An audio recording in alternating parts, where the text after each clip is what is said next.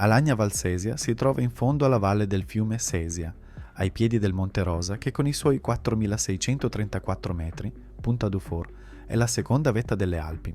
Questa località rappresenta il paradiso assoluto del freeride italiano, con oltre 4.000 metri di dislivello complessivo accessibili tramite impianti e poi affrontabili con pelli di foca. I canali ripidi, i pendii infiniti di neve fresca e le discese che possono superare i 2.000 metri di dislivello continuo attirano sciatori esperti da tutta Europa.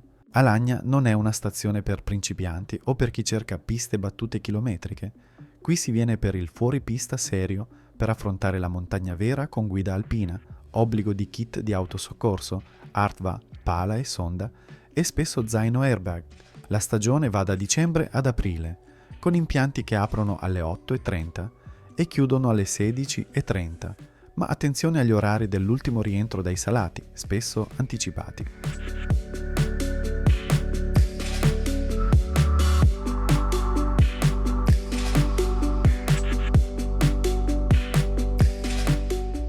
Alagna è un borgo valser autentico, abitato da popolazioni di origine germanica che nel Medioevo attraversarono le Alpi stabilendosi in queste valli.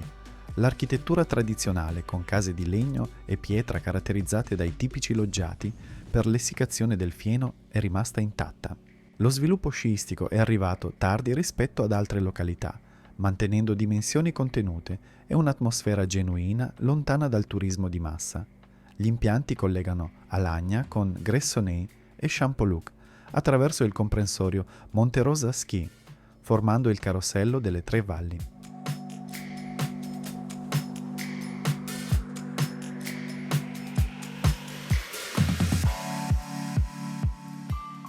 L'aeroporto di Milano Malpensa dista 1 ora e 45 minuti per 100 km.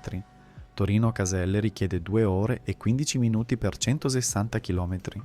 La strada passa per Varallo Sesia, poi risale la valle stretta con curve che richiedono attenzione in inverno. Il treno arriva a Novara o Vercelli, poi il bus locale impiega circa 1 ora e mezza per raggiungere Alagna con corse limitate a poche unità al giorno. In auto da Milano si percorre la 26 con uscita a Ghemme / Romagnano Sesia, poi la statale che risale la Valsesia per 2 ore totali. Da Torino servono 2 ore e 30, via A4 e A26. I parcheggi principali vicino agli impianti sono a pagamento, circa 10-15 euro al giorno.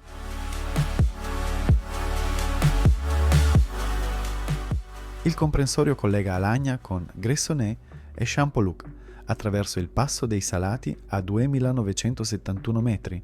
55 piste sviluppano 180 km battuti, ma il vero tesoro sono i fuoripista. Le guide alpine locali conoscono decine di itinerari che partono dalle stazioni degli impianti e scendono attraverso valloni, canali e boschi. Il settore di Alagna parte dal paese a 1.191 metri e sale fino ai 3.275 metri della punta Indren con il sistema di impianti Alagna, Passo dei Salati e il Funifor per Indren. Da qui si aprono possibilità infinite. Il vallone di Bors scende per oltre 1.500 metri verticali attraverso neve che può essere polverosa per giorni dopo una nevicata. Il canale Rosso richiede tecnica sopraffina con pendenze che sfiorano i 53 gradi. Il vallone delle Pisse è lungo ma meno ripido, ideale per il primo approccio al fuoripista con guida. Il collegamento con Gressoney permette di sciare sul versante valdostano e rientrare ad Alagna, oppure di fare il giro completo del Monte Rosa passando per Champoluc. Questa traversata richiede una giornata intera e buone condizioni meteo.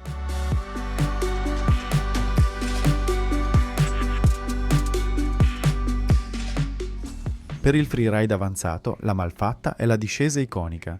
Si parte dalla punta Indren a 3.275 metri e si scende fino al paese attraverso neve che rimane fresca per giorni dopo le nevicate. La lunghezza totale può raggiungere i 12 km con oltre 2.000 metri di dislivello complessivo. Serve guida perché il percorso presenta tratti esposti, salti di roccia e rischio valanghe. Il canale Rosso è breve ma intenso, con pendenze molto sostenute. Si affronta solo con neve stabile e guida esperta. Il vallone delle Pisse offre chilometri più gestibili, con pendenze del 35-40% e meno esposizione. Per lo sci alpinismo, la salita alla Capanna Margherita a 4.554 metri rappresenta un classico. Si parte con gli impianti fino a Punta Indren, poi si continua con le pelli. La discesa ripaga la fatica con neve che a quelle quote rimane perfetta. Le piste battute del comprensorio sono prevalentemente rosse e nere tecniche. La Olen è una nera di quasi 4 km con passaggi impegnativi. La Mulero scende attraverso il bosco con tratti tecnici.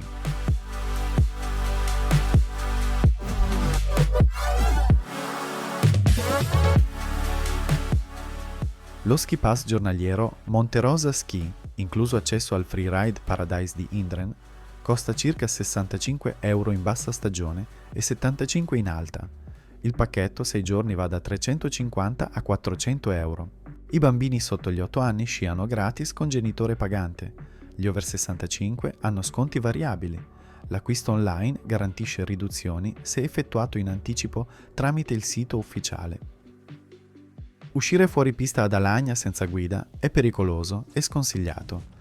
Le guide alpine locali conoscono il territorio, valutano le condizioni nivologiche e scelgono gli itinerari più sicuri. Una giornata con guida costa 350-400 euro per gruppi fino a 6 persone, quindi circa 70-80 euro a testa dividendo in 6. L'attrezzatura obbligatoria comprende Artva, pala e sonda che si noleggiano a 20 euro al giorno. Lo zaino airbag costa 30 euro al giorno e può salvare la vita in caso di valanga. Le guide forniscono briefing sulla sicurezza prima di ogni uscita e controllano che tutti abbiano l'attrezzatura funzionante tramite i checkpoint elettronici agli impianti. I corsi di sicurezza in valanga durano una giornata e costano 120 euro.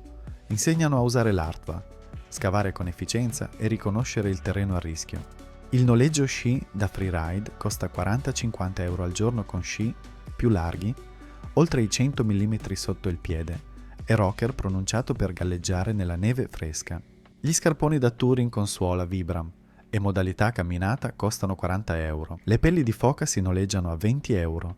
La scuola di sci e snowboard Alagna offre lezioni individuali a 60 euro l'ora. I maestri specializzati in freeride accompagnano fuori pista valutando il livello e scegliendo itinerari appropriati. Nota bene, lo storico rifugio Guglielmina è stato distrutto da un incendio anni fa e non è operativo. In quota, il ristoro Belvedere a 2000 metri serve polenta concia per 20 euro e piatti tipici per 25-35 euro, con vista sul Monte Rosa. Il rifugio Città di Mantova offre cucina casalinga a prezzi simili. In paese la locanda Valser propone cucina tipica per 40-60 euro in ambiente tradizionale con legno e pietra. La cucina Valser include la zuppa d'orzo, il capriolo in salmì e i miace, tipiche cialde valsesiane. Il lardo di Gressonei accompagna il pane di segale. La grappa locale scalda dopo le discese impegnative. L'albergo Cristallo 3 stelle costa 100-150 euro a notte con atmosfera familiare. Il Monte Rosa Hotel applica tariffe di 80-120 euro per sistemazioni semplici. Gli appartamenti abbondano nel paese, con bilocali per 4 persone a 700.000 euro a settimana. I bed and breakfast gestiti da famiglie locali costano 70-100 euro a notte con colazione abbondante. Il rifugio Città di Mantova in quota offre pernottamento a 80-100 euro con cena e colazione, permettendo di partire all'alba per le discese migliori prima che altri arrivino. Lo sci alpinismo domina con decine di salite possibili. La Punta Gnifetti, il Castore a 4.036 metri e la Piramide Vincent a 4.245 metri richiedono più giorni con pernottamenti in rifugio. Le ciaspole percorrono sentieri nella foresta verso Otro con noleggio a 15 euro. Alagna è una delle capitali del Eliski in Italia, con voli per il Colle del Lis che costano circa 300 euro a persona.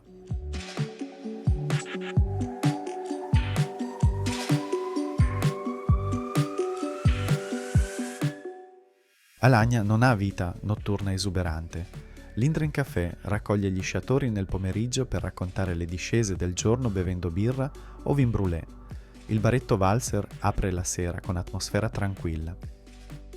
Alagna funziona per sciatori esperti con tecnica consolidata che cercano fuori pista serio. Gli appassionati di freeride trovano discese infinite con neve fresca che dura giorni. Chi ama l'autenticità apprezza il Borgo Walser senza architetture moderne. I gruppi di amici dividono il costo delle guide rendendo l'esperienza accessibile. Risulta inadatto ai principianti perché le piste battute sono poche e tecniche. Le famiglie con bambini trovano servizi limitati e nessuna area baby. Chi cerca vita notturna e apres-ski vivace rimane deluso. Il budget deve considerare il costo delle guide, che è una voce essenziale. Gennaio e febbraio offrono neve fresca frequente, ma temperature rigide di meno 10-15 gradi. Marzo combina neve abbondante con giornate più lunghe e temperature sopportabili. Aprile permette sci primaverile con partenze all'alba quando la neve è ancora compatta. Evitare Natale e Capodanno per prezzi molto più alti e troppe persone sui fuoripista migliori. I giorni migliori sono quelli successivi alle nevicate, quando i valloni si riempiono di polvere fresca. Monitorare i bollettini meteo e nivologici tramite Aineva è essenziale per pianificare. Prenotare la guida con una settimana di anticipo garantisce disponibilità. Controllare il bollettino valanghe ogni mattina è obbligatorio. Portare zaino con acqua, barrette energetiche e giacca extra perché le discese lunghe richiedono ore. Verificare che l'Artva funzioni prima di partire testando con quello degli altri del gruppo. Comunicare alla guida il proprio livello reale senza sopravvalutarsi. Gli sci da freeride larghi, almeno 105 mm sotto il piede, galleggiano meglio nella neve fresca.